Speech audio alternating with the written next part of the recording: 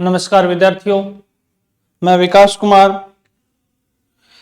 हिंदी यात्रा के digital platform पर आप सभी विद्यार्थियों का स्वागत करता हूं। वर्ण विचार पढ़ रहे थे। वर्ण विचार की कक्षा में हमने व्यंजनों का अध्ययन है वो प्रारंभ कर दिया था। व्यंजनों के अध्ययन में सबसे पहला विभाजन व्यंजन का वर्गीकरण हमने कर लिया था सरलता के आधार पर। उसके बाद हम बात कर रहे थे दूसरे वर्गीकरण की प्रयत्न के आधार पर। प्रयत्न के आधार पर दो प्रकार के होते हैं, आपको बताया था।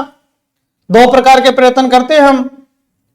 एक तो हम करते हैं बाह्य प्रयत्न और एक हम करते हैं अभ्यंतर प्रयत्न। बाह्य प्रयत्न और अभ्यंतर प्रयत्न। स्वरों के अंदर अभ्यंतर प्रयत्न है वो दो प्रकार का था और बाह्य प्रयत्न एक प्रकार का था। लेकिन व्यंजनों के अंदर इसका उल्टा हो जाएगा। अभ्यंतर प्रयत्न है ये एक प्रकार का रहेगा और बाह्य प्रयत्न दो प्रकार का। प्रारंभ कर रहे हैं प्रयत्न के आधार पर। पता है आपको दो प्रकार का होता है प्रयत्न। यह भी आपको पता है कि अभ्यंतर प्रयत्न है, आरंभ में होने वाला प्रयत्न है वो क्या कहलाता है? अभ्यंतर प्रयत्न कहलाता है। और बाह्य प्रयत्न जो हम उच्चारण में, जो हम अंत में जो प्रयत्न करते हैं वो क्या कहलाता है? अंत में होने वाला प्रयत्न वो कहलाता है बाह्य प्रयत्न। ब फॉर बाह्य, ब फॉर बाद, ए फॉर अभ्यंतर, ए फॉर आरंभ। आरंभ में होने वाला अभ्यंतर, बाद में होने वाला बाह्य प्रयत्न। यहां तक बात कर चुके थे। अब सबसे पहले बात करते हैं अभ्यंतर प्रयत्न कितने प्रकार का होता है? एक प्रकार का होता है। उस एक प्रकार का होता है उसका नाम क्या है? उच्चारण व श्वास अवरोध के आधार पर। यानी हम उच्चारण करते हैं तो हवा बाहर निकलती है। उच्चारण करते समय फेफड़ों से उठकर हवा है वो मुख के माध्यम से बाहर निकलती है, उसमें अवरोध आ जाता है। जीभ है वो रुकावट पैदा करती है। जीभ या अन्य जो उच्चारण अवयव है, मुख है, कंठ है, तालु, मुर्दा, दंत, ओष्ठ, ये उच्चारण अवयव है, ये उसमें रुकावट पैदा करती हैं, तो उसको बोलते हैं मैं श्वास में अवरोध उत्पन्न हो गया। उच्चारण किस प्रकार हो रहा है? उच्चारण व श्वास अवरोध के आधार पर। उच्चारण व श्वास अवरोध के आधार पर 8 प्रकार के होते हैं। 8 प्रकार के होते हैं। सबसे पहला होता है सपर्शी व्यंजन। सपर्शी व्यंजन सरलता के आधार पर हमने सपर्शी व्यंजन उनको एक साथ कर लिया था कि कैसे लेकर मैं तक 25 होते हैं सपर्शी व्यंजन। लेकिन यहां यह वैज्ञानिक विभाजन है। सपर्शी व्यंजन ठीक है, लेकिन सपर्शी व्यंजन को भी पुनः 3 प्रकार से बांट दिया। इसमें हमने 8 प्रकार के हैं। पहले का नाम क्या है? पहले का नाम है सपर्शी व्यंजन। सपर्शी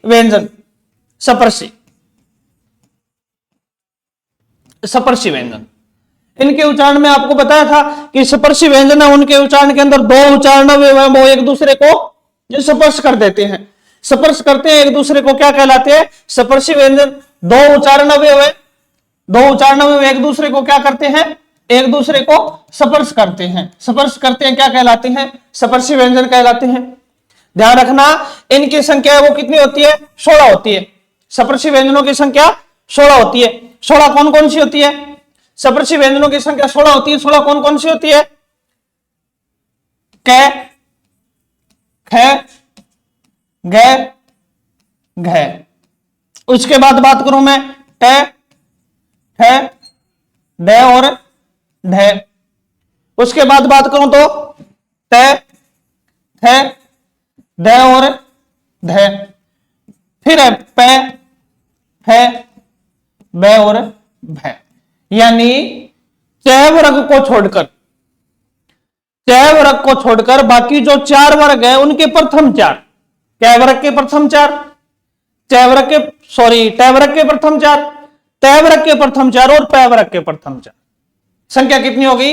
4 × 4 = 16। ये कहलाते हैं सपर्शी व्यंजन। स्पर्शी व्यंजन क्या करते हैं, दो उच्चारण अवयव वो एक दूसरे को स्पर्श करते हैं। स्पर्शी व्यंजन हो गए, संख्या 16 होगी।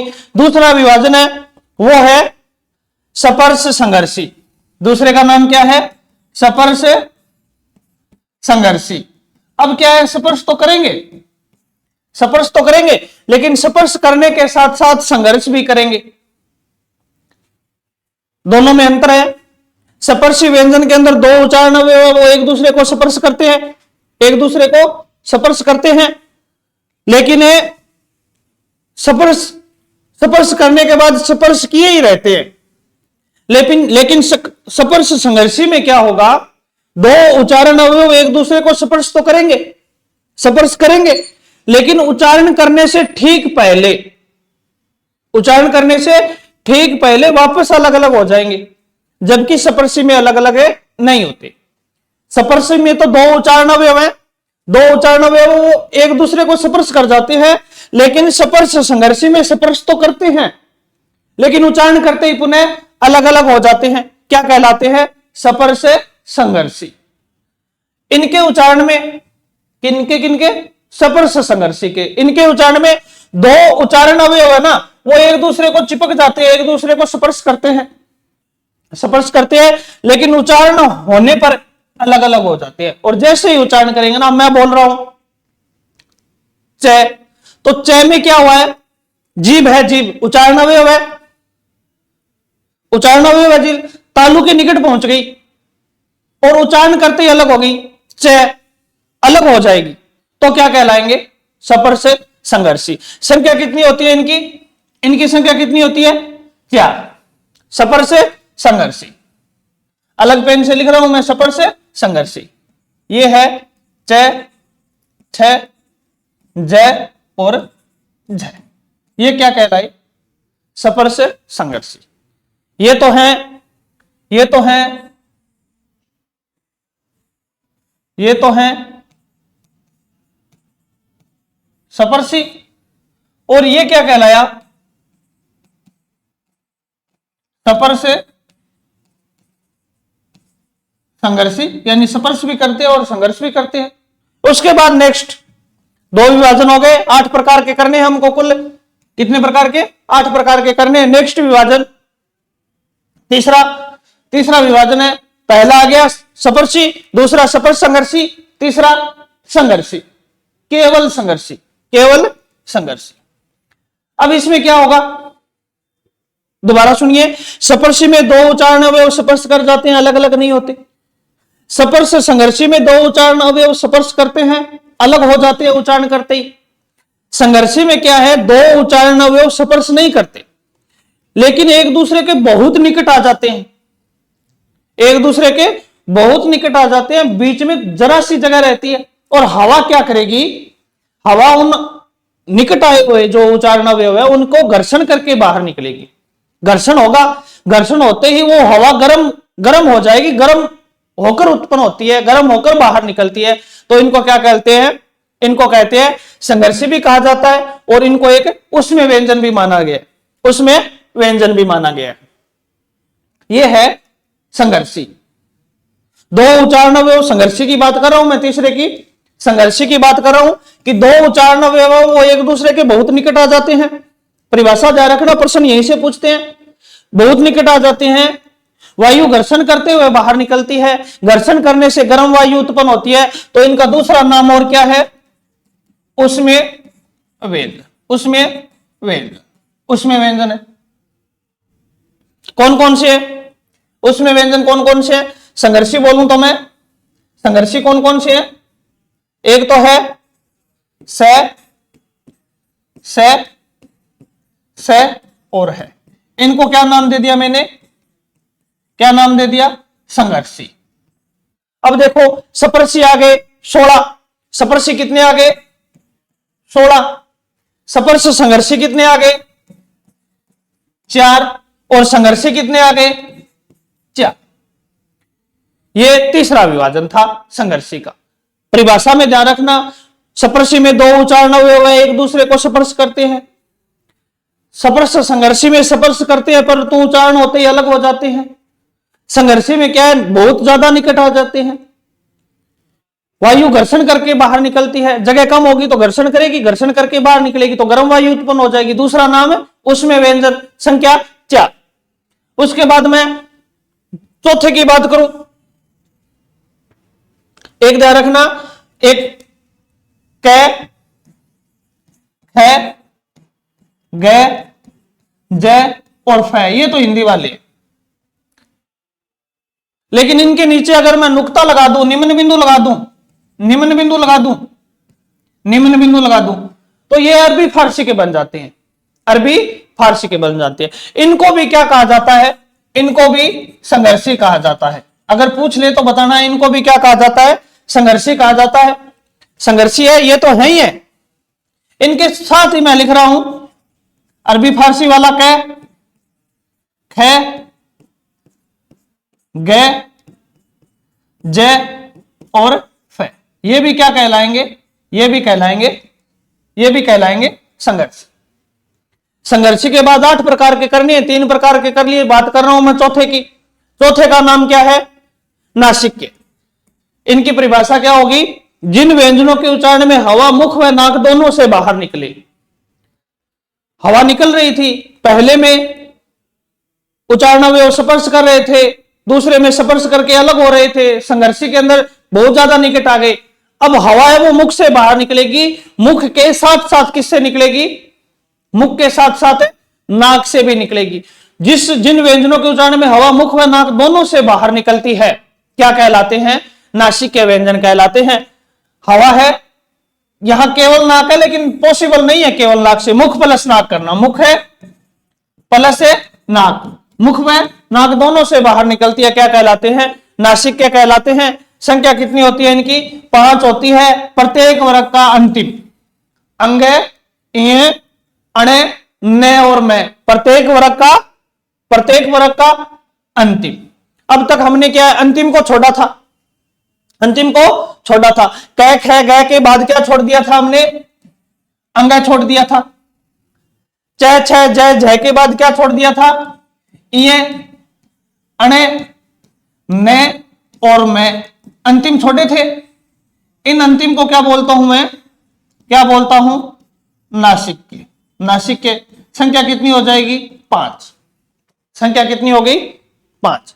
अब हमारे पास क्या है, कै से लेकर मैं तक पूरा हो गया, स है पूरा हो गया।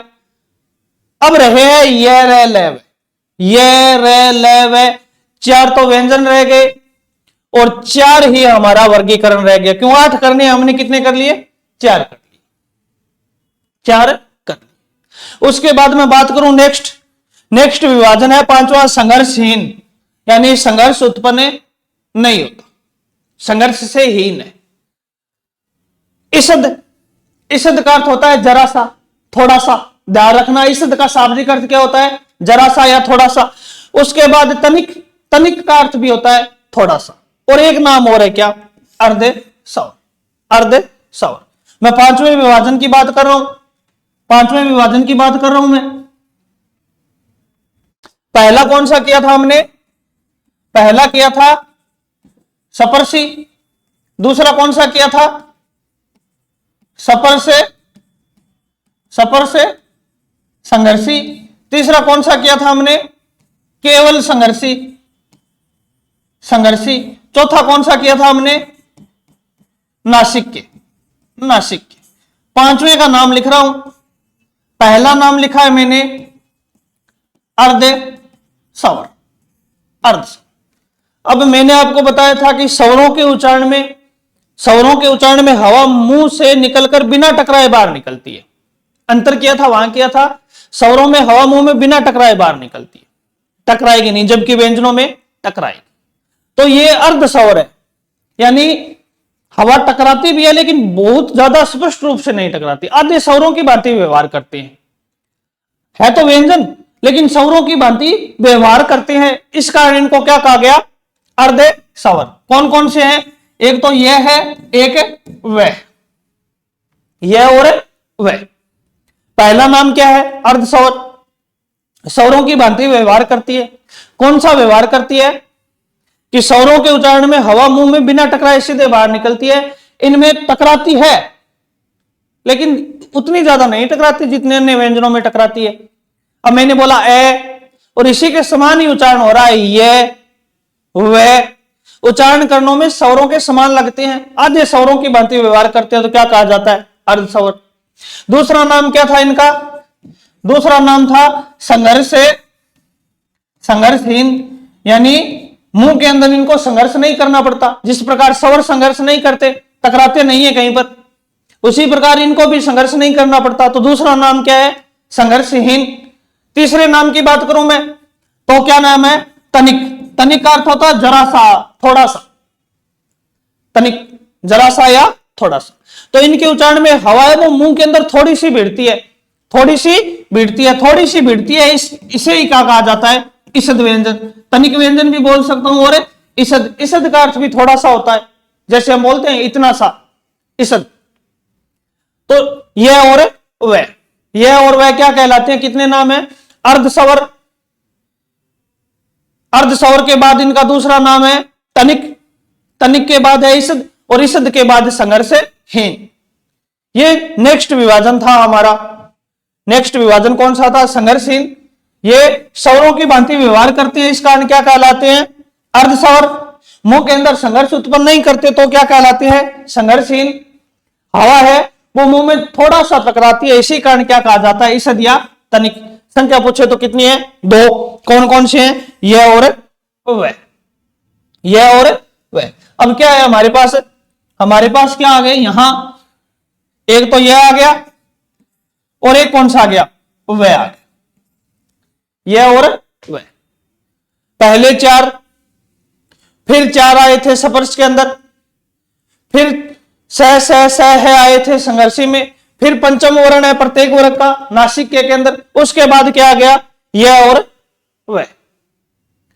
अब एक रहा है हमारे पास र, और एक रहा है ल। यह और ल, 2 रहे हैं। देखिए आगे परकंपित या लुठित, छठा विभाजन, परकंपित या लुठित। अब परकंपित या लुठित के अंदर क्या होती है? जीभ है, ये कंपन करती है।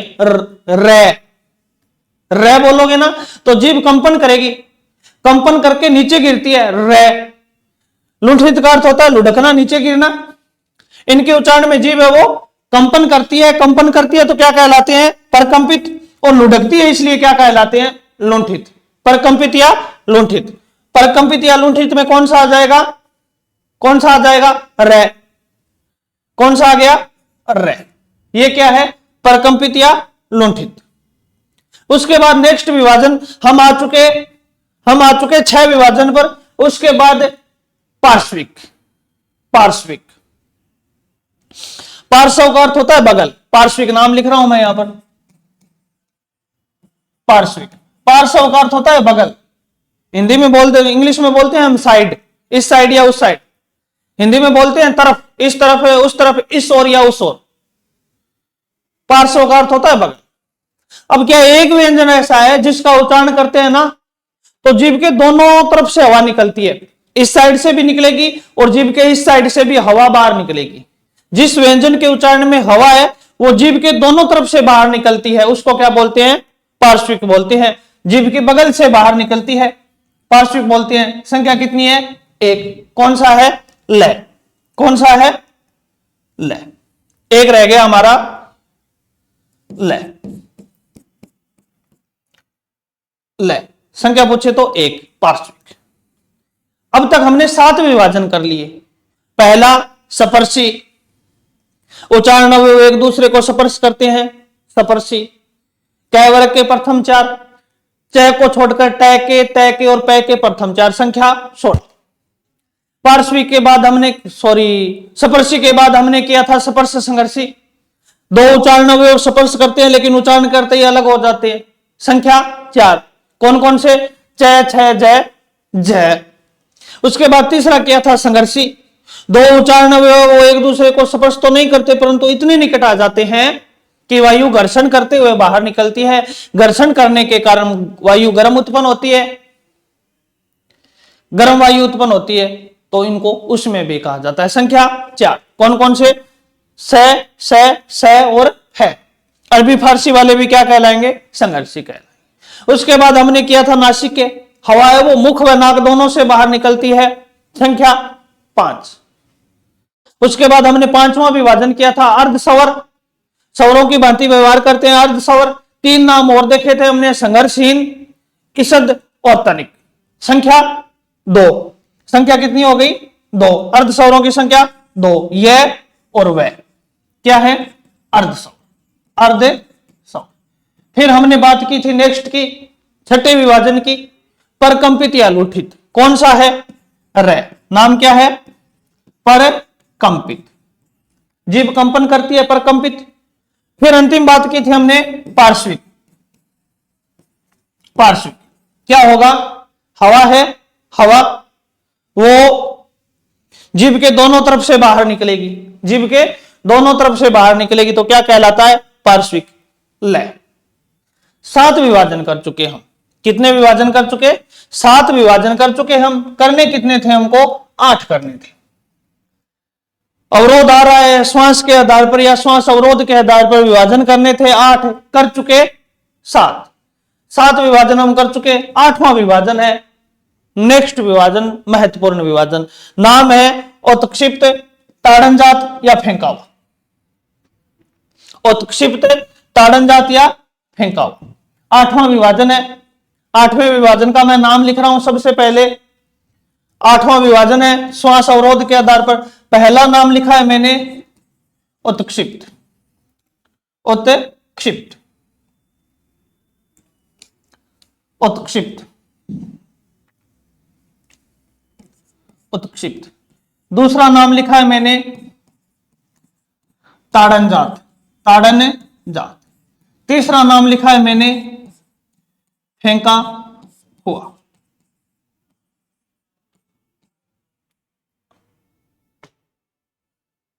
तीन नाम है, और भी बात करेंगे। 3 नाम देखिए। सबसे पहले ये तो है कै वर्ग का 5वां, जिसको हमें अंगय बोलते हैं, अंगय। ये है टै वर्ग का 3रा और ये है टै वर्ग का 4था, जिसको आप डै और ढह बोलते हो, डै और ढह बोलते हो। उसके बाद बात करूं मैं उत्क्षिप्त और ताड़नजात की, तो एक यहां और एक यहां चिन्ह लगता है। इस चिन्ह का नाम है उत्क्षिप्त बिंदु, ध्यान रखना। इस बिंदु को, इसको बोलते हैं पंचमाक्षर बिंदु। क्या बोलते हैं? पंचमाक्षर बिंदु। और इसका नाम है उत्क्षिप्त बिंदु। अब सबसे पहले तो इनको क्या कहा जाता है? इनको उत्क्षिप्त कहा जाता है या ताड़नजात कहा जाता है या फेंका हुआ कहा जाता है? फेंका हुआ कहा जाता है। सबसे पहली बात तो इसको बोलता हूं मैं अंगय। ये है डे और ये है डे। इसका उच्चारण कैसे होगा? ध्यान रखना, उच्चारण कैसे होगा। इसका उच्चारण करने के लिए हमको क्या करने पड़ेगा? इसके आगे ए लगा दूंगा, क्या बन जाएगा? अडे। इसका उच्चारण क्या होगा? अडे। और इसका उच्चारण करने के लिए मुझको डे से पहले क्या लगा दूंगा? ए लगा दूंगा। तो ये इनका क्या हो गया? उच्चारण हो गया। इसका उच्चारण तो करूंगा मैं अडे और इसका उच्चारण करूंगा मैं एडे। ये तो हो गया इनका उच्चारण। दूसरी बात, ये ना ही तो स्वरों में माने जाते, ना ही व्यंजन माने जाते। ना ही तो इनकी गिनती स्वरों के साथ होती है, ना ही व्यंजनों के साथ होती है। यानी ये स्वर और व्यंजन दोनों नहीं माने जाते। तो इनको कहा जाता है उत्क्षिप्त व्यंजन, उत्क्षिप्त। जिस प्रकार विक्षिप्त शब्द है पागल, विक्षिप्त से ही बना है उत्क्षिप्त, जिसका अर्थ होता है अपने मार्ग से भटक गए हैं, मार्ग से भटक गए। ना ही तो स्वर माने जाते, ना ही व्यंजन माने जाते। तो इनको क्या कहा जाता है? उत्क्षिप्त व्यंजन। फिर ताड़नजात, इनका उच्चारण करते हैं ना अढ़ और अढ़। ताड़ने का अर्थ होता है बेटा झड़काना, झड़काना। इनके उच्चारण के अंदर जीभ है वो नीचे झड़काई जाती है, अढ़ और अढ़। जीभ झड़काई जाती है, इसलिए क्या कहा जाता है? ताड़नजात। क्या कहा जाता है? ताड़नजात। और इनको उच्चारण करते समय ऐसा लगता है कि इनको उच्चारित नहीं किया गया, इनको फेंक कर मारा गया है, फेंक कर मारा गया। इस कारण क्या कहा जाता है? इनको फेंका हुआ व्यंजन। ये 3 व्यंजन है, 3 नाम है इनके। उत्क्षिप्त, स्वर और व्यंजन दोनों में नहीं गिने जाते तो उत्क्षिप्त। जीभ को झड़काया जाता है अढ़ अढ़, झड़काया जाता है तो ताड़नजात, और उच्चारण करते समय प्रतीत होता है कि फेंक कर मारा गया, इसीलिए इनको कहा जाता है फेंका हुआ व्यंजन। ये 3 नाम हो गए। उच्चारण हो गया कि ड के आगे ए लगा देंगे तो इसका उच्चारण हो जाएगा अढ़, और ड के आगे ए लगा देंगे तो इसका उच्चारण हो जाएगा अढ़। 2-3 बातें हमने कर ली इनकी। नेक्स्ट, ये 2 बार स्पष्ट करने पड़ते हैं। एक बार तो मुझे यहां स्पष्ट करना पड़ा ट वर्ग के तीसरे में और ट वर्ग के चौथे में, एक बार तो इनको यहां स्पष्ट करना पड़ा और एक बार इनको निजी तौर पर पर्टिकुलर इनको स्पष्ट करना पड़ा। तो इनका एक नाम और है, क्या नाम है? द्वि स्पष्ट व्यंजन। द्विस्पष्ट व्यंजन, द्विस्पष्ट व्यंजन। इनका एक नाम और मिल सकता है कि ये विशेष है, इसीलिए इनको क्या कहा जाता है? एक नाम और इनका विशेष व्यंजन। और इनको हमने आवश्यकता अनुसार विकसित कर लिया तो एक नाम और है इनका, क्या नाम है? विकसित व्यंजन। विकसित व्यंजन, ये इतने नाम मिलेंगे इनका, विकसित व्यंजन, विकसित व्यंजन। ये तो हो गई इनकी मुख्य मुख्य बातें। 5-6 नाम है इनके, ताड़नजात, फेंका हुआ, द्विगुण, द्विगुण। 2 व्यंजनों के गुण ग्रहण करते हैं, 2 व्यंजनों के गुण ग्रहण करते हैं तो इनको क्या कहते हैं? एक नाम और आ गया, द्विगुण, द्विगुण व्यंजन। 2 व्यंजनों के एक तो अपने अर्थ ग्रहण करते हैं, एक इनके 2 व्यंजनों के गुण ग्रहण करते हैं तो द्विगुण।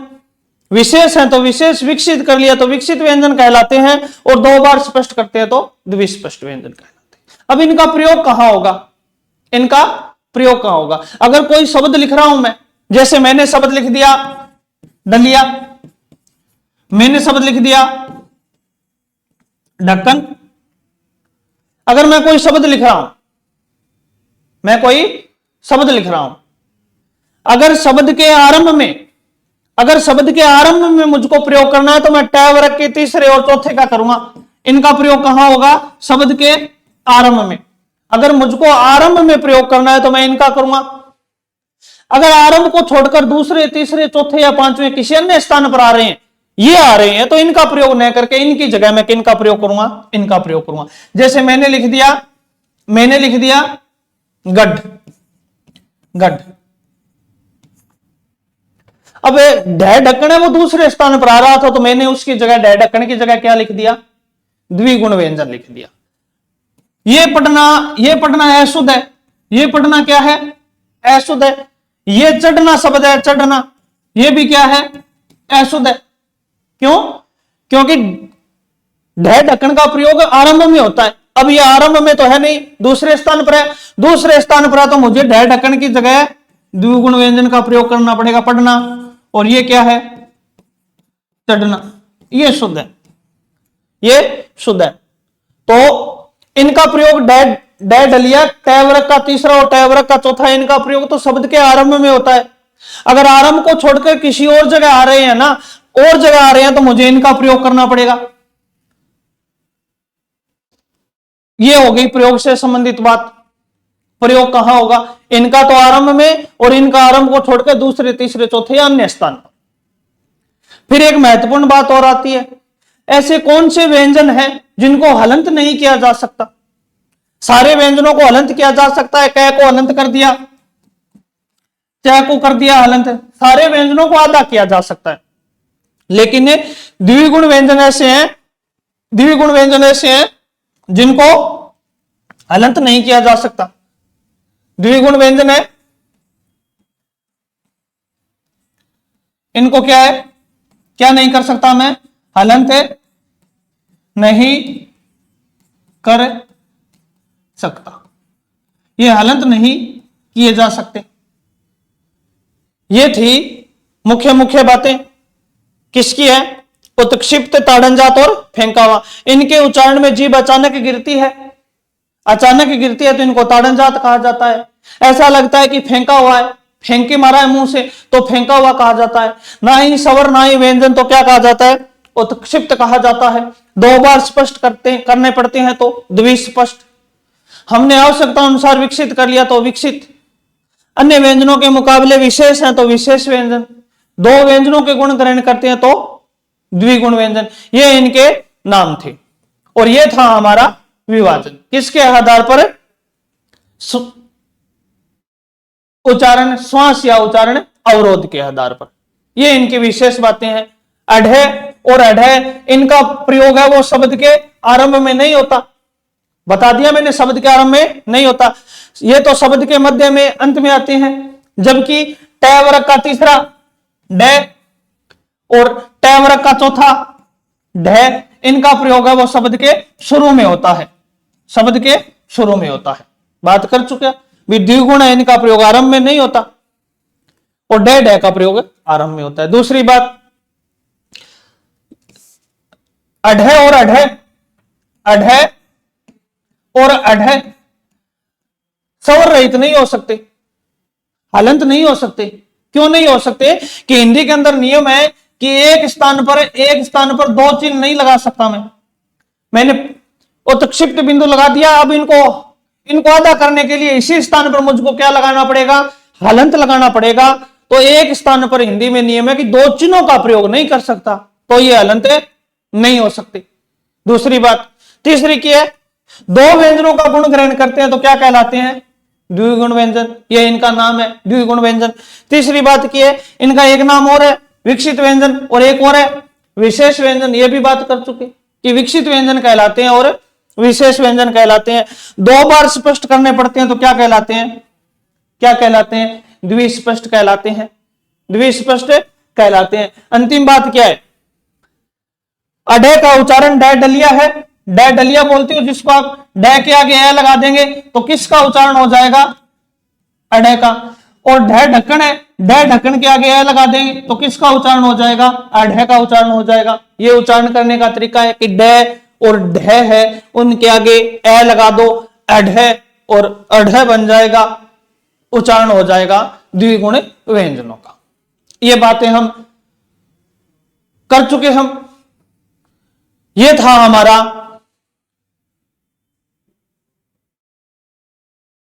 अभ्यंतर प्रयत्न। किसके आधार पर अभ्यंतर प्रयत्न है? किसके आधार पर है? श्वास व उच्चारण अवरोध के आधार पर। श्वास व उच्चारण अवरोध के आधार पर 8 प्रकार से बांटे हमने। सपर्शी, सपर्श संघर्षी, संघर्षी, नासिक्य, 5वां आया अर्धस्वर, 6ठा आया परकंपित या लुठित, 7वां आया पार्श्विक और 8वें आए हैं द्विगुण व्यंजन। इसी के साथ हमारा अभ्यंतर प्रयत्न है। प्रयत्न के आधार पर 2 प्रकार के, अभ्यंतर और बाह्य। बाह्य प्रयत्न करना शेष है। अभ्यंतर प्रयत्न हमने कर लिया, एक ही प्रकार से करते हैं। श्वास व उच्चारण अवरोध के आधार पर 8 तरह से करते हैं। यह था हमारा श्वास व उच्चारण अवरोध के आधार पर 8 प्रकार। नेक्स्ट क्लास में हम बाह्य प्रयत्न पढ़ेंगे। 2 प्रकार से पढ़ते हैं हम बाह्य प्रयत्न। नेक्स्ट क्लास के अंदर अध्ययन करेंगे। तब तक सभी विद्यार्थियों का धन्यवाद।